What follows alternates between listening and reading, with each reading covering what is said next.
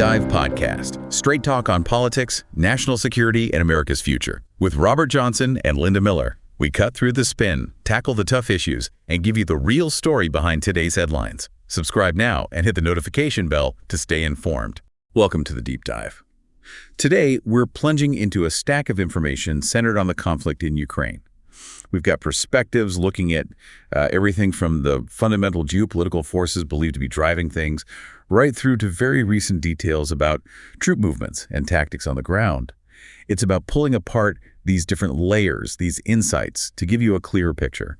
That's right. We're going to examine views on why this conflict might be persisting, particularly through an economic and geopolitical lens. Then we'll shift gears completely, look at reports detailing tactical shifts, territorial changes happening, right now on the battlefield. We're aiming to distill the key points from these distinct but definitely related angles. Okay, let's start by unpacking one of the most, striking insights from the analysis we looked at. It offers quite a provocative take on the underlying causes. One perspective presented argues that the fundamental reason for the tension between the United States and Russia isn't primarily driven by specific actions or, policies. Instead, it's simply because Russia is a large and powerful nation, full stop. That's a powerful claim, isn't it? One voice we're examining, an economist who advised Russian leaders back in the early 90s, really pushes this idea. He argues that this inherent tension is a core, almost unavoidable issue. This view, he suggests, echoes the ideas of a prominent political scientist who wrote about the tragedy of great power politics. The notion that when a large power emerges or stays strong, it inevitably faces opposition from the prevailing dominant power, in this case the United States, because of a goal of, absolute dominance or primacy. The argument is that Russia, just by being big and capable, challenges the U.S. ability to dictate terms everywhere. And what's fascinating here is the historical context this analysis brings up. The idea that this kind of opposition isn't new. This viewpoint claims that the British Empire also opposed Russia centuries ago, back in the 1840s, long before the Soviet era, allegedly without specific objective reasons at the time. The argument presented is that the reasons given today, like certain actions Russia takes, or previously, communism during the Cold War, might merely be formal pretexts. The real underlying issue from this particular viewpoint is simply that Russia's size and strength are perceived as a challenge to U.S. primacy. The true reason, they suggest, is simply that Russia exists as a major power. So, connecting this broad idea back to the current conflict, what does the viewpoint say is the impact? Their perspective is quite stark. This economist claims there was a specific project for a peace agreement between Ukraine and Russia back on April 15, 2022.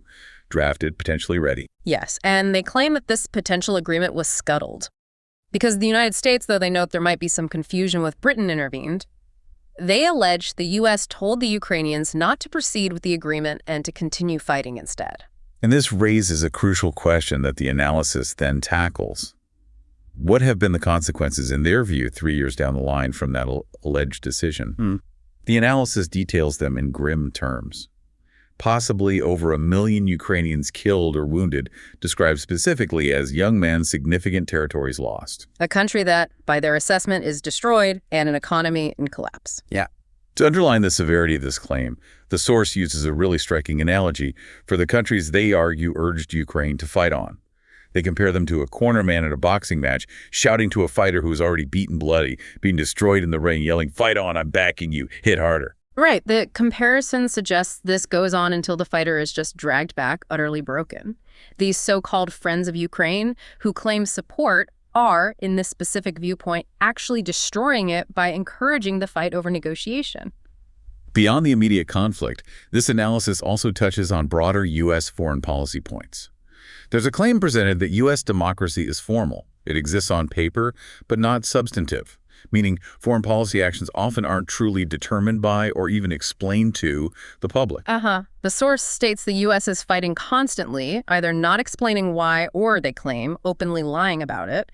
Furthermore, the CIA is described as, ungovernable and too independent, engaging in dangerous activities not reported to presidents who, the source speculates, might not even want to know. And here's where it gets really interesting and frankly concerning, according to this viewpoint, when they bring it to very recent events regarding attacks attributed to Kyiv on Russian facilities, specifically mentioning attacks on objects described as part of Russia's nuclear triad. Right, that's the land-based missiles, subs, bombers, the core deterrent. Exactly. The source highlights that the White House reportedly told Russian President Putin they knew nothing about it. For this analyst, this situation raises two extremely troubling points.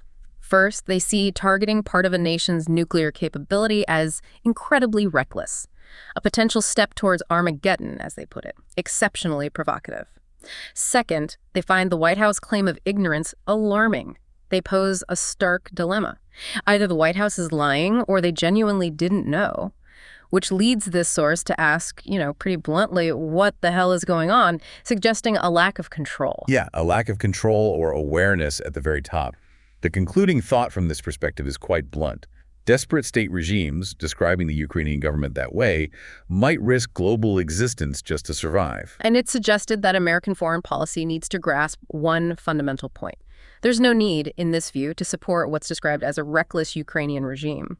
The perspective also includes the observation that U.S. President Trump strives to end the conflict. Okay, that first source gives us a very particular, quite stark geopolitical lens. Now, let's pivot completely. Let's look at recent developments on the battlefield, at reports describing a significant geographical shift happening right now. Russian forces have reportedly entered Dnipropetrovsk Oblast. That's for the first time in 3 years of this conflict. Yeah, this is being reported by Ukrainian officers who are actually fighting on the ground there, and their accounts are supported by analysis, maps based on verified battlefield footage from groups tracking the conflict, like the Institute for the Study of War. This development indicates an expansion of the combat zone. It's part of what's being described as a Russian summer offensive, and it's happening amidst what's seen as, a stalemate in negotiation attempts. Okay, so what's the perceived purpose behind this specific military move? What are analysts and soldiers saying? According to them, this push seems to have multiple goals. It's seen as both symbolic, aiming to undermine Ukrainian morale by bringing the fight into a region previously untouched by the main offensive.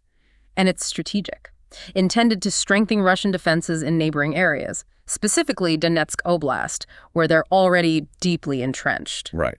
But the reports clarify Russia isn't expected to try and seize the whole region. No, exactly. Not the entire large Dnipropetrovsk region. They haven't indicated that. Instead, they've established what's described as a small foothold, reportedly along tree lines, without actually controlling any settlements in Dnipropetrovsk itself yet. There were some conflicting reports initially. The Russian Ministry of Defense said some forces reached the border and were advancing. Ukraine's high command initially denied entry into the oblast. But the officers on the ground confirmed it, even if it's just tree lines. Correct. That seems to be the consensus now. And even a small foothold there. It has significant strategic implications for you to consider, doesn't it? Yeah. It expands the fighting into a region many Ukrainians probably felt was relatively safe. Definitely. Dnipropetrovsk Oblast is large industrial, about 3 million residents. Dnipro city has been a major hub for internal refugees.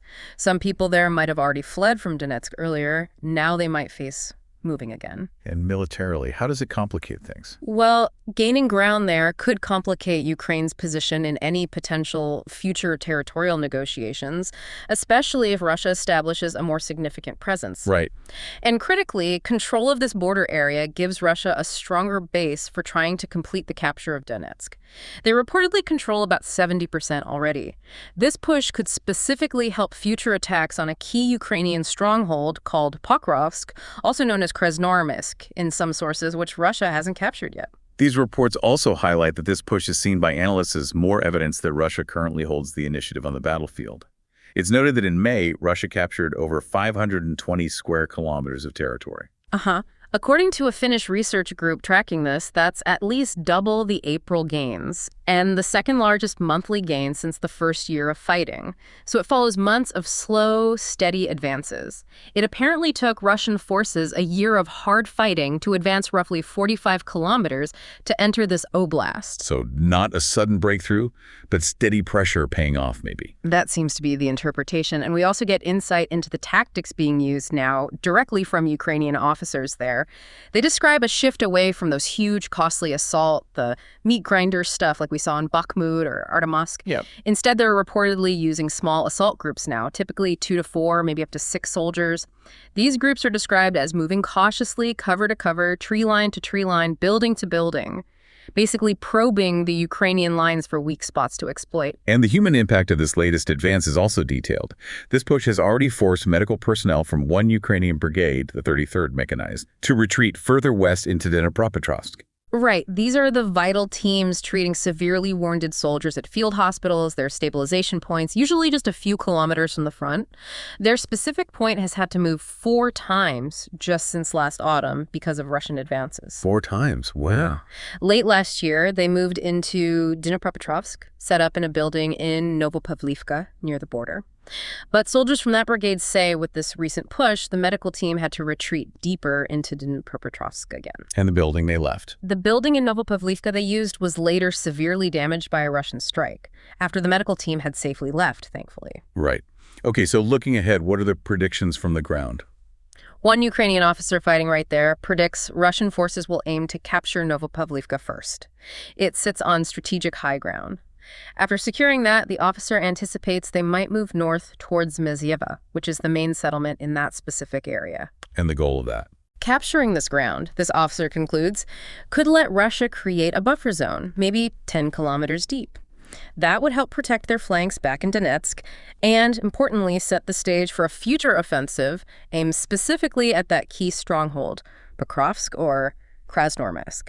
So this deep dive really gives you these contrasting perspectives, doesn't it? One viewing the conflict through this grand lens of, age-old great power struggles and alleged political maneuvering, and the other detailing the gritty reality right now. Small unit tactics, territorial gains, forced retreats on the ground. It highlights the many complex interconnected layers here. Subscribe to our podcast on Spotify, Apple Podcasts, and YouTube. We are here to make things clear. New episodes every day.